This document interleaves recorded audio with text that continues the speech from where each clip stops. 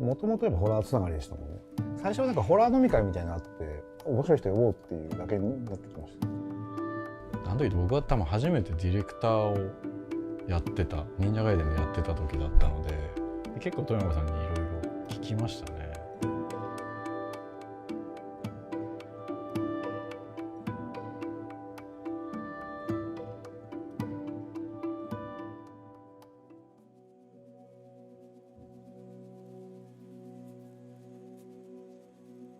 僕の中の切り口一つあって、はいはい、今の若いお客さんがきちんと遊びたいものに向き合ってっていうの、僕らってほら変じゃんやっぱそうなんですか。需要向き合ってるって口では言いつつちょっと変なものを作りがちっていうところだと、真正面からやっぱり王道だと思うんですよ、アクションとかその辺で。安田さんってそもそもどういうふうに今のこのチームとかを率いた？いや経緯はね柴田さん知ってますけど、やっぱりチーム忍者っていうところに僕は入って、はい、まあいろいろね前任の師匠たちが皆さんいなくなり、それでずっとアクションゲームを作るってなって、まあその最初自分がやりたいこととか自分の引き出しでっていうのはありましたけど、やっぱそれが特にシリーズものだったこともあってなかなか受け入れられなくて、その時はやっぱりまあ自分のやりたいことだけじゃなくてやっぱりやるべきこととかできることとか、まあ、期待されてることっていうのにちゃんと向き合わないとなっていうので、やっぱりマーケットインの考え方だったりとか、リリースの前にこう体験版とか出してお客さんの意見聞くとかで、やっぱなかなか結構その作家性とかが強い方はなかなか取れないアプローチだろうなっていうのを結構逆手に取って、でもそれは2人とかがちょうど一回り上の世代でやっぱり共通するのは作家性の強さとか、まあ、そこですごいファンの方がついててっていうところにどう僕の世代とかが戦うかって考えた時のなんか一つのやり方っていうのは正直あるとは思ってますね。柴田さんはなんか最初の印象というか、この若手がだいぶバックボーン違うけど、でも最初から割と買ってるというかさ、そういうのあったじゃないですか。どういうふうに見てたのかな。いやでもアクションゲームを背負って立つ人間だったし、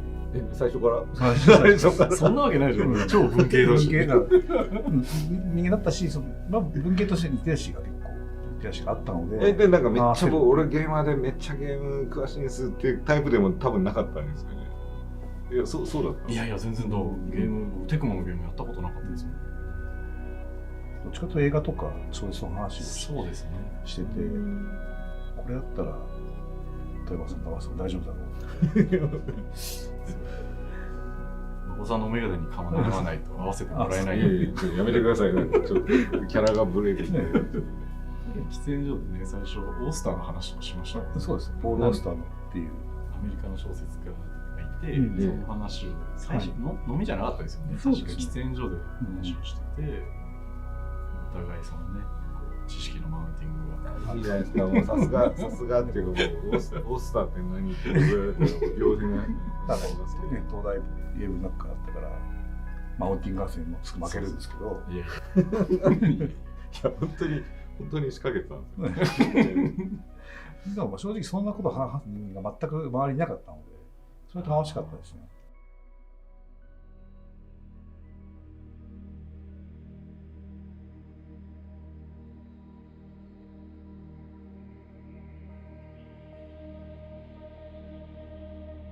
ジャパニーズホラーみたいなことをやってたり、でそれはもちろんゼロとか、日本からのオーロンとか、そういうゲームと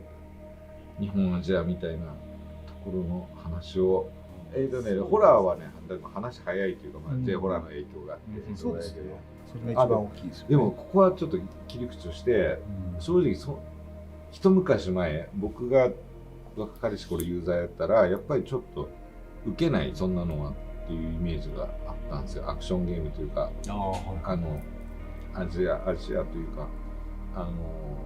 欧米が直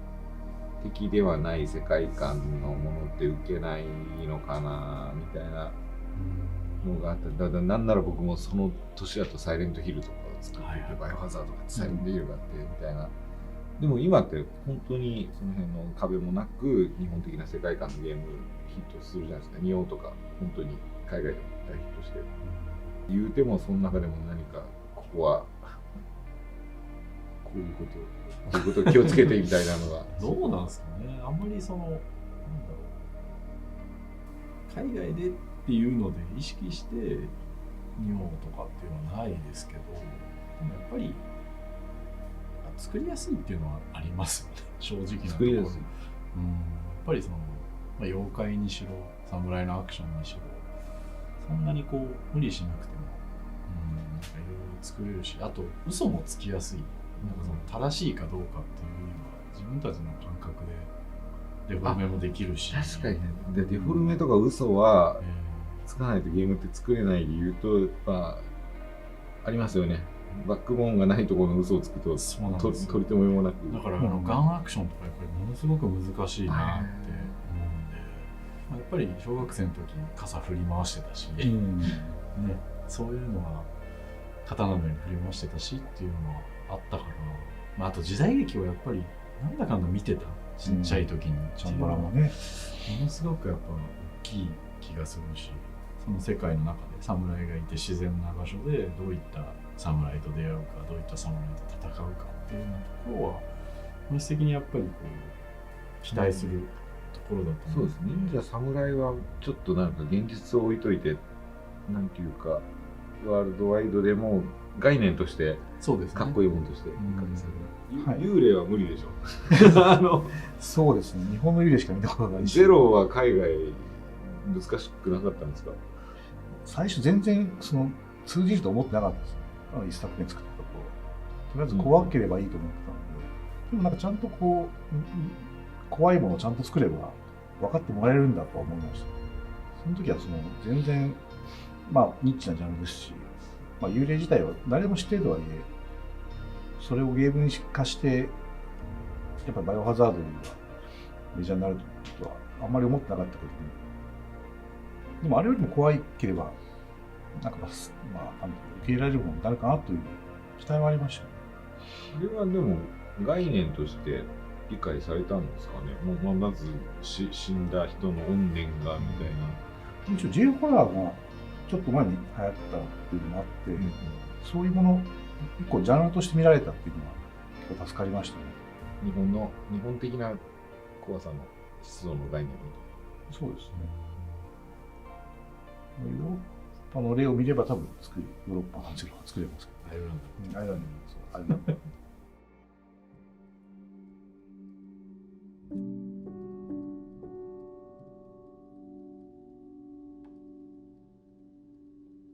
お二方の代表作みたいなところに切り込んでみたくて、やっぱゼロシリーズのところで柴田さんとまずは。天気はやっぱ赤い蝶が天気だったかなと思って、一作目はそういう怖いことだけを考えてきたんですけども、一作目は、もちろんストーリーはあるんですけども、そのストーリー性で引っ張るようなストーリードリブンのものじゃなかったので、これをなんか先が見たくなるようにすれば怖さとそのストーリーの先が見たいっていうのを同居して、一つエンタメになるんじゃないかなと思って、そこは意識して作ってましたね。ホラーでもそのグロいホラーとか、その汚いホラーって結構他にもたくさんタイトルがあったので、そうじゃなくて和風なホラーできれいめな方っていうところになんか進んでいった方が差別化図れるかなと思ってました。だからちょうどだからその時なんですよね。僕もお知り合いになって、だからお互い和風というか日本を舞台にしたホラーっていうところで、お互いどう見えていたかみたいな話は嫌でしたけどサイレントヒーローを作ったドラマさんがあって、もう少しこうニッチなジャンルというか、和風ホラーに急に来たわけですもんね。それはでもなんでサイレンで日本を舞台にとかってなった？いやでも手持ちのカード切ってる感はありましたよ。でもだから昔サイレントヒール作った時にゲームでこすられてないというか、ゲームで使われてない世界観で何かみたいなことをやっぱりリサーチした時に、一つはモダンホラーがあったんで、だからスティーブン・キング的な世界観、それはサイレントヒールに直結したけど、その時にでも TBS ドラマのインスマンスを追いかけて、ご存知ですか？佐野史郎で、佐野史郎、はい、そうあの切り口面白いなと思って、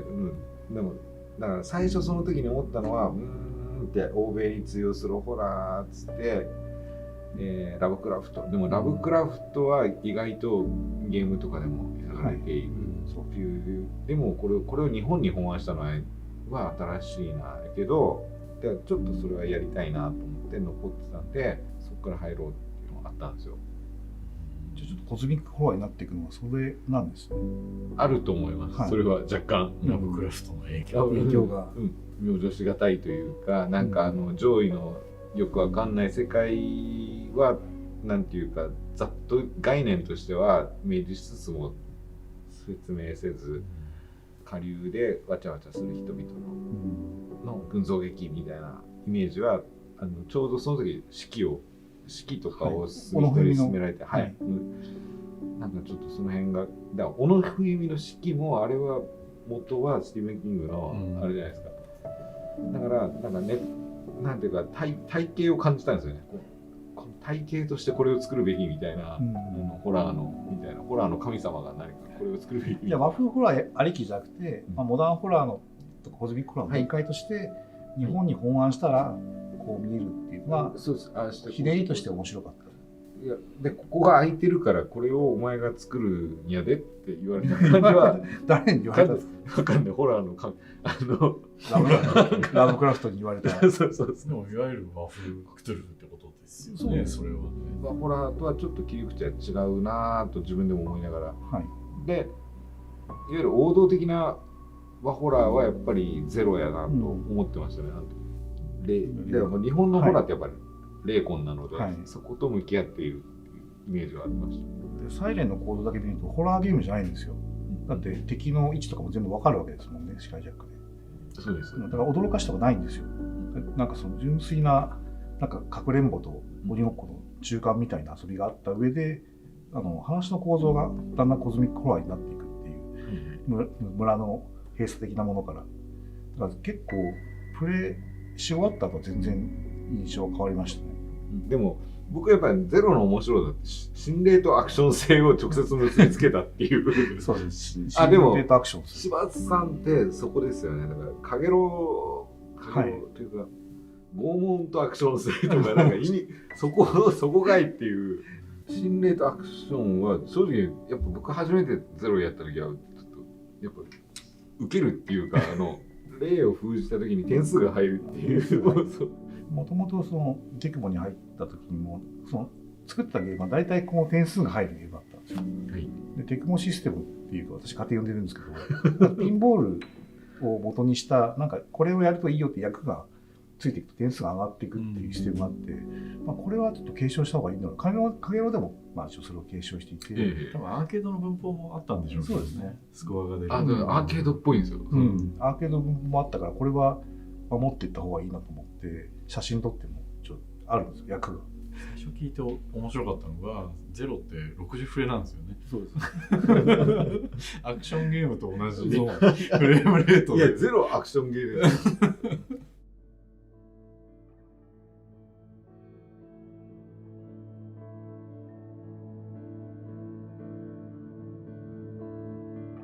日本はだから逆に僕らにとっては特別なタイトルというか、そもそも名前は知っている実態がないっていうタイトルだった時に、日本をやるって聞いてびっくりしたっていうか。でも社内でもそんな反応でしたからね。日本作るのみたいな日本みたいな感じで。日本とはこれでやるって最初になんかこう柱というか、ここは曲げちゃダメみたいなの決まってたところとかあるんですか？それはやっぱり渋沢公っていうのはうちの、ね、社長がやっぱり最初に決めてて、戦国時代で金髪の西洋人の割と具体的ですね。そこまでは全然。だから僕がディレクターになる前のバージョン柴田もやってたし、ちょっとディレクターをして、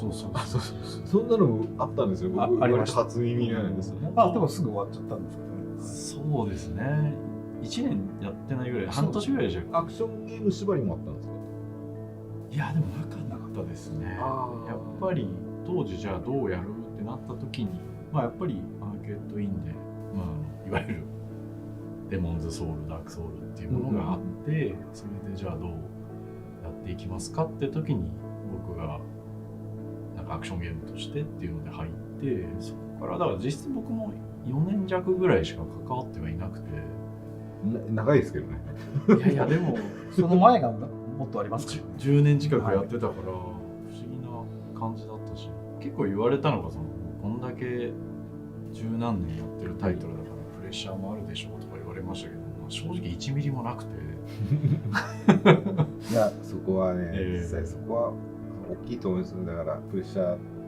かかるポジションやけど自然体でやれたって、そこが良かったんやろうかなと思って、違ってからどんどん偉くなったけど、僕の印象で言うとね、変わんないなこの人っていうかギスギスしていかないっていうか、あれなんかこう自分が見る範囲とかはどんどん広がっていったり、そういうあれやけど俯瞰してっていうか、そういう立場は変われどスタンスが本当変わってないなっていうか、今の時代と合致してるんやろうなちょっと思ってますね。多分やりやすいんだと思います皆さん。みんなそう思ってだってない今みんなそう思ってないんだ。そういやいやそうですね。現場結構僕厳しいですからね今はだからそうやって流れの中でやってだからまあ変な言い方ですけど、なんかちゃんとあんなにこう受け入れられるとは思ってなかったんですよね。変な期待値もいわゆるカンストしてるし逆にその期待を下回っても誰も期待してないタイトルだったみたいな、なんか両面が両極端であったので、それをなんかこう体験版とかやってる間もずっと感じながら、そこ面白いですよね。安田さんにとっての一番の転機かつやっぱり重要なタイトルっていうかね、まあいろんな声テクさんの仁王っていうところの立ち位置って独特で面白いなと思っていて、そうですね。なんか社内で一番僕がおそらく暇な時期だったので仕事がなくてで仁王っていう寝かしてるやつがあるからやってみないかっていうのがきっかけだったから、ただ再現性が今ないなって思ってて、そんな状況ってもう二度とないだろうなと思う。まあ実際うまくいったと思うしあの時でも多分柴田は全然その作家性の人間だから、はい多分そこにうなずいてはなかったですけど、なんかやっぱ活劇であり、エンタメでありっていうのは、そうそうそう。まあ日本はまあそうまず世間で知られてないけど、柴田さんは日本のシナリオとかカットシーンとかは関わってらっしゃるんですよね。はい、そうです。そうそれでずっとそうやって飲んでたりした時にやっぱりいろいろもっとこうした方がいいみたいなことは言われましたけどね、全然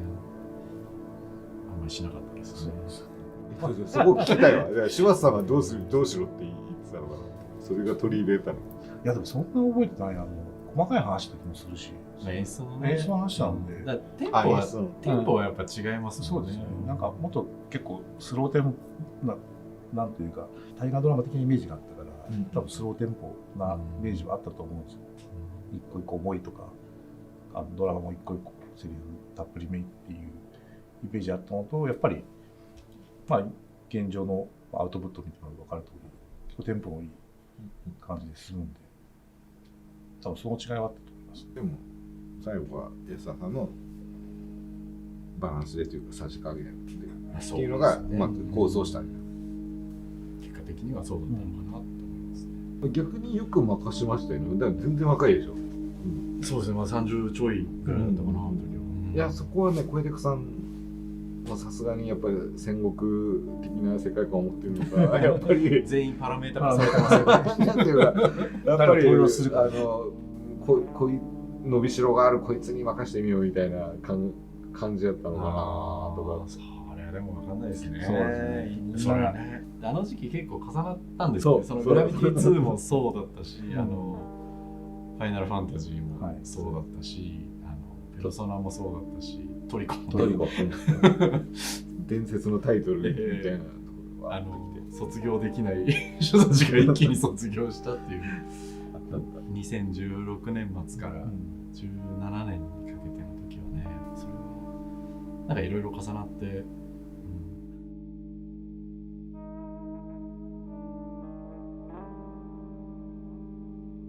富山さんは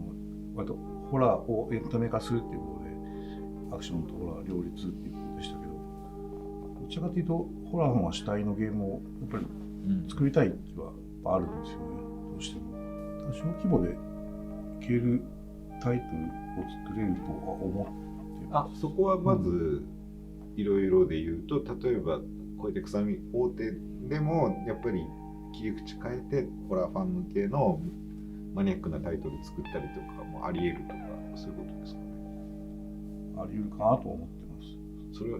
承認する立場にチラチラ目線が出てるか言いづらいだろうな。らなんかでも確かにね、そこはなんか、まあ次も多分ね、なんかいろいろ一緒にやるだろうからあれですけどね。でも確かにそのホラーってやっぱり属人性みたいなものがすごく影響するジャンルだしね。安田さんの方でプロデュースでそういうの一緒にやったりとかあり得るんですか？でも考えたことはなかったですけどね。そう僕はホラーゲームあんまり分かってないというか、プレイがあんまりできないので、05も15分で、そうです。最初のそう部屋から怖くて出れなかった。2部屋目くらい。でもまさにそこってなんかこう両極な話なのかもしれないけど、それこそさっきその属人性だったりエンタメみたいな話って、割り切れる割り切れないみたいな、ね、よく柴田はペーソスって言葉を使うけど、ロゴスとパトスみたいな話で言うと、アクションゲームってやっぱりロゴスが強い、割り切れることだったり、反復的な楽しさ、本質的な気持ちさ、レスポンスの良さみたいなものがあって、僕はだからずっとチャレンジしてきて、この先だからでも本当にチーム忍者がいいゲームをもっと作るってなると、そういったストーリーであったり、そういったものは絶対に必要だと思っているので、僕はどちらかというとより規模は大きいけど両立するような、それが実現できてるようなタイトルもたくさん存在はするから、そこにチャレンジしていきたいなとは思ってるし、それがやっぱりシリーズでね期待されるところでもあると思うから、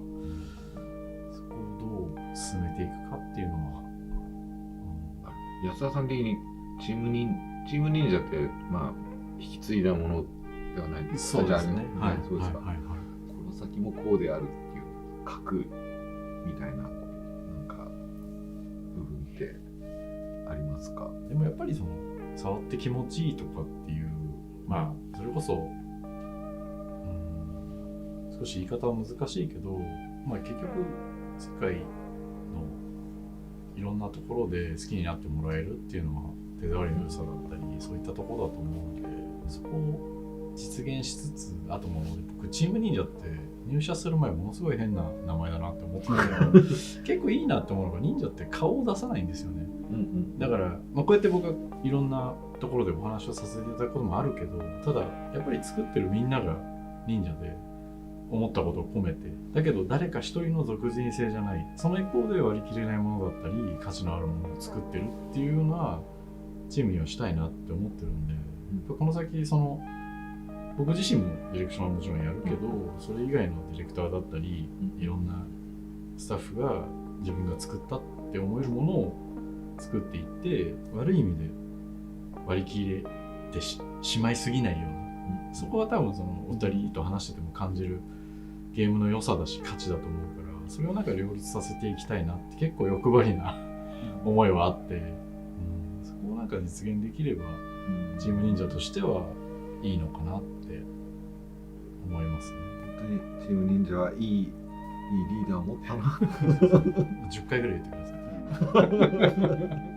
なんかブレない形で集約されてるなと思って、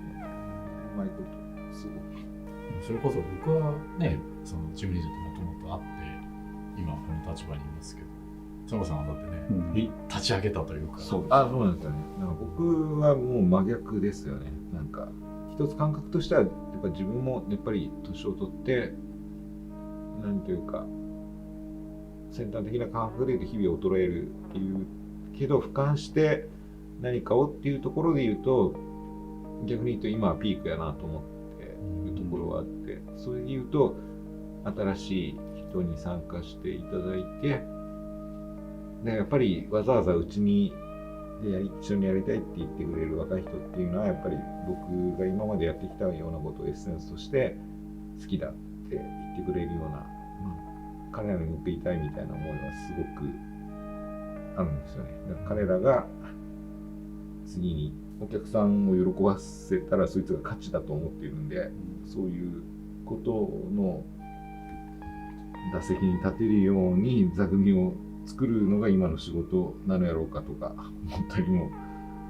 つつ、だからもうちょっとこうしたらそうなるんじゃないとか、だから今はねすごい充実してたりみたいな思いはあります。そこはすごく本当に実際自分のリアル息子ももうこれからゲーム業界入ろうとかしてる。だからみんなスタッフとか息子娘世代みたいな感じ、それはもう成功させてあげなきゃみたいな、もうそういう気持ちでやってます。